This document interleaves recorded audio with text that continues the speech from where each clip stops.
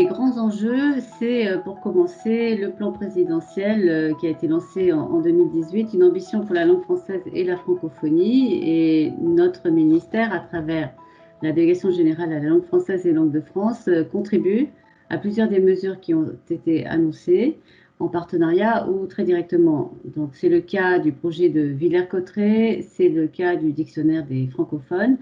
Le numérique occupe une place centrale dans ces opérations et aussi la préoccupation pour le partage de la langue française, la préoccupation pour l'accès au français à travers la lutte contre l'illettrisme, l'accueil des personnes peu ou non francophones, etc. Donc l'enjeu, c'est d'abord de renouveler la vision de la langue française, de la francophonie, à travers cette future cité internationale de la langue française à Villers-Cotterêts. Elle constitue ce qu'on appelle une pierre d'angle d'une politique linguistique renouvelée qui doit refléter les réalités propres au français comme langue de partage, de création, d'innovation, de cohésion. Dans un cadre national, bien sûr, mais aussi international. Et ça, je pense que ça parle aux participants au stage belge d'hiver qui viennent du monde entier.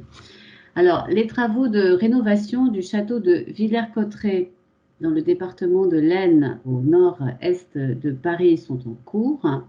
La cité proposera dès 2023 un parcours de visite dédié au français. Le français est présenté comme une langue monde, une langue présente dans le monde et qui évolue en même temps que le monde, avec une programmation consacrée au français, des ressources axé sur l'innovation en matière d'apprentissage du français et aussi sur les technologies de la langue. Vous vous souvenez, j'imagine que c'est au château de Villers-Cotterêts en 1539 que le roi François Ier a signé l'ordonnance dite de Villers-Cotterêts, cette ordonnance qui a rendu obligatoire l'usage du français dans le royaume de France, qu'il s'agisse des actes de l'administration et de la justice, à la place du latin. La préouverture, donc, elle est prévue du 18 au 20 mars prochain. Préouverture avec la possibilité pour le grand public d'y assister. Je voulais aussi mentionner la présidence française de l'Union européenne au cours du premier semestre de l'année 2022. Et nous organisons dans ce cadre un forum international innovation, technologie et plurilinguisme début février du 7 au 9 qui mettra l'accent sur la manière d'exploiter la mutation numérique au service du plurilinguisme.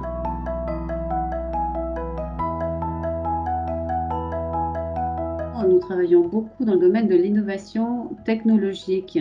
Bien sûr, c'est une nécessité au regard de la crise sanitaire et de la distanciation sociale, mais c'est aussi une nécessité au regard des évolutions en matière de technologie et parce qu'il est difficile aujourd'hui de penser l'action publique sans recours à l'innovation technologique, sans recours au numérique.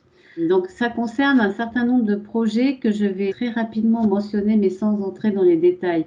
Il y a d'abord le projet de laboratoire mobile des langues, qui s'appellera le Lab Écouter-Parler, qui sera inauguré à Villers-Cotterêts en mars prochain à l'occasion de la semaine de la langue française et de la francophonie.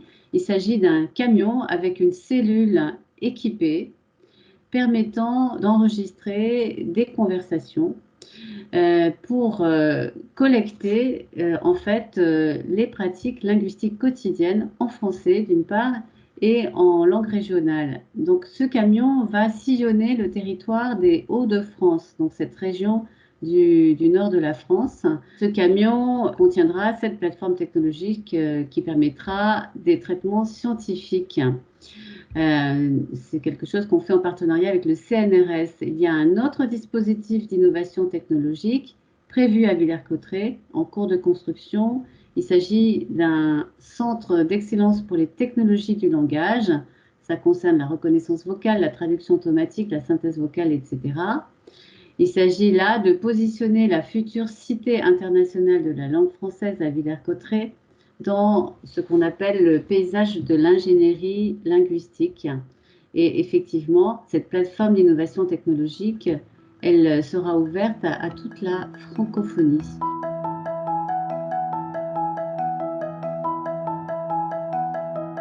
Vous connaissez peut-être le dictionnaire des francophones, un dictionnaire qui a été lancé justement il y a pratiquement un an. C'était au moment de la semaine de la langue française et de la francophonie 2021 et le lancement s'était fait sans surprise en ligne et il est toujours accessible en ligne.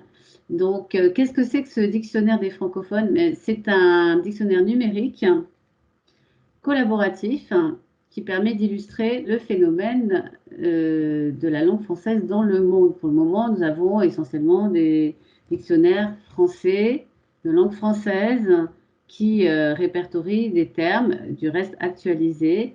Mais jusqu'à présent, on oubliait que le français est parlé ailleurs qu'en France. Il est parlé dans toute la francophonie.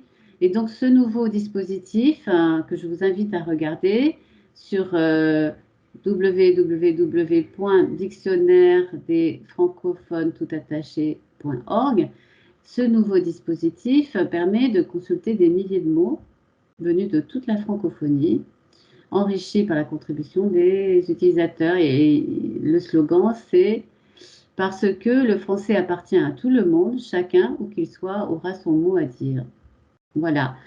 Un autre outil, on l'appelle France Terme. C'est une base de données France Terme qui est gérée directement par mon service qui, comme vous le savez, assure le secrétariat des commissions de terminologie qui sont mises en place dans la plupart des ministères en France afin de pourvoir à l'évolution du français et de créer de nouveaux termes. Ça s'appelle la néologie. Chaque fois qu'il y a de nouvelles choses à nommer, ça concerne pour l'essentiel le vocabulaire technique et scientifique, là où les objets qui sont nommés sont souvent nommés en anglais. Donc, il s'agit de proposer un équivalent en français. Donc, sur France Terme, vous pourrez trouver comment on dit tel ou tel mot qu'on connaît en anglais et pour lequel on n'a pas forcément à l'esprit d'équivalent en français, alors même qu'il existe. Donc, il y a ça, France Terme. Je pense que c'est intéressant d'avoir ça en tête pour préparer son cours de langue, par exemple. Aussi, pour parler à ses élèves, si on est enseignant de français, langue étrangère, justement, de la politique linguistique de la France, qui entend garder la fonctionnalité du français. Et puis, il y a un autre instrument qui permet de populariser le goût du français dans notre pays et dans les pays de la francophonie. Ça s'appelle Dis-moi, 10 mots. C'est une manifestation grand public. Chacun est invité à s'emparer de ça et à faire ce qui lui plaît avec un point d'orgue pendant la Semaine internationale de la langue française et de la francophonie. Et puis, chaque année, les partenaires de ce dispositif, les partenaires francophones, choisissent un nouveau thème et 10 nouveaux mots. Et donc, on peut imaginer tout un tas d'activités artistiques, culturelles à partir de ces 10 mots. Un concours en bibliothèque, un concours de slam dans une maison des jeunes et de la culture. Il y a tout un tas d'exemples. Alors, je ne sais pas si vous êtes au courant des 10 mots de cette année qui illustre la thématique de l'étonnement et aussi du détonnement. Ça détonne. Alors, il s'agit de caille, farcé, divulgaché, tintamarre, pince-moi, saperlipopette, médusé, décalé, ébobie et époustouflant. On a le droit de ne pas comprendre tous les termes dans cette liste de 10 termes, mais je vous invite à faire des recherches.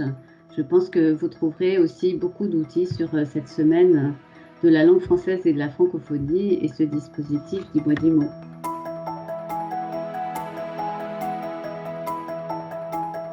Époustouflant. Oui, époustouflant, c'est un mot assez extraordinaire.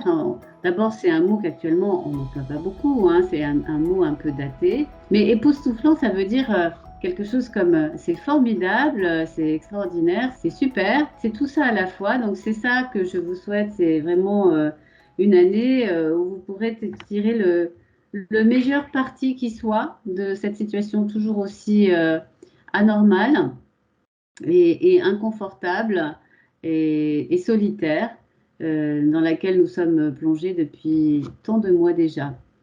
Donc oui, le mot de la fin, c'est un mot d'encouragement aux participants du BELC d'hiver.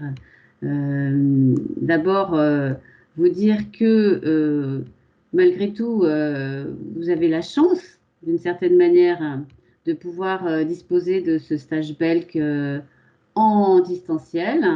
Il y a une époque pas si éloignée que ça où ça n'aurait même pas été envisageable. Et puis, vous avez la chance aussi de pouvoir vous former grâce au BELC. Alors, moi, je suis passée par le stage BELC il y a quelques années déjà et j'en avais tiré un grand profit. Donc, vive le stage BELC et bravo aux participants. Ah, quelle bonne idée! Ça peut Oui, être ça. oui, Hein. quelle bonne idée, effectivement.